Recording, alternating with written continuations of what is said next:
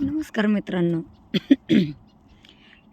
Video बनवण्याचं कारण म्हणजे Facebook, YouTube channel, Instagram channel ह्या गोष्टींना कोणी कौतुक करतं, तर कोणी नावं ठेवतं की काय बाई नाचते, काय बाई व्हिडिओ बनवते, हिला काय अक्कल नाही आहे का, हिला काय कामं नाहीत का. तर एक गोष्ट माझ्या मनात आली म्हणून मला शेअर करावं वाटली तुमच्या पुढं. आणि व्हिडिओ जर खरंच आवडला असेल ना, तर लाईक व कमेंट करा आणि शेअर बी करा. की प्रत्येकाने आपल्या मनातल्या भावना, आपलं अस्तित्व म्हणजे मी कोण, आपण प्रत्येकाने जन्म घेतलेला आहे या महाराष्ट्रामध्ये.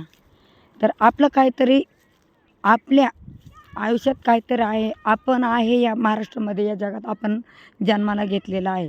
ह्या गोष्टी ह्या यूट्यूब चॅनल, इंस्टाग्राम, फेसबुकवर कळायला लागल्यात. ह्या गोष्टीचा मला फार आनंद वाटतो. लोकांना आपण कळतो, दिसतो की बाबा आपण पण आहे, आपल्यामध्ये पण काहीतरी कला आहे.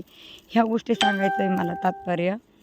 म्हणजे खरं तर ज्या दिवशी आपली मुलं कळीत होत्याल आणि मुलांना मुलं होत्याल, त्या टायमाला आपल्या नातवंडांना वाटेल की आपली आजी कशी होती, आपली आजी काय करत होती, आपल्या आजीचे संस्कार काय होते, आपल्या आजीचे गुण काय होते, आपली आजी काय करत होती, आपल्या आजीला लोक कसे बोलायचे, आजी आजोबांना, आजी म्हणजे आजी आजोबांना.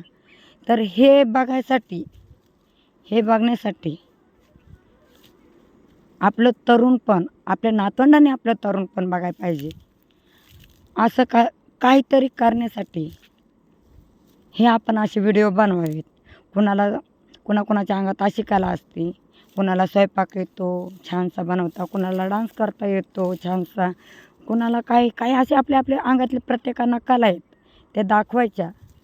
आणि आपलं अस्तित्व मरून, म्हातारपणाला मरून त्यांच्या फोटोला हार लावण्यापेक्षा तरुणपणाचं अस्तित्व हे काय असतं ते आपल्या नातवंडांना दाखवा. की असं आम्ही राहत होतो, असं आम्ही करत होतो. ह्या गोष्टी तुम्ही खरंच करा. तर माझं सांगायचं तात्पर्य म्हणजे बोललेलं जरा काहीतरी चुकलं असेल माझ्या बोलण्यात, पण माझं सांगायचं तात्पर्य आणि माझा संदेश पोहोचवण्याचं तात्पर्य एकच आहे. आपणही कोणीतरी आहोत.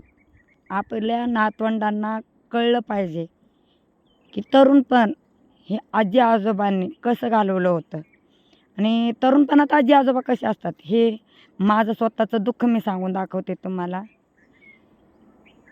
माझ्या लेकरांनी आजीला बघितली, पण त्या काळातली आजी कशी होती, आजी काय काम करत होती, आजीच्या अंगातला काय गुणधर्म होता, हे माझ्या लेकरांना मला सांगता येत नाही. ते सगळं पुसून जातं, ते सगळं मनातून जातं आहे आजच्या पिढीतल्या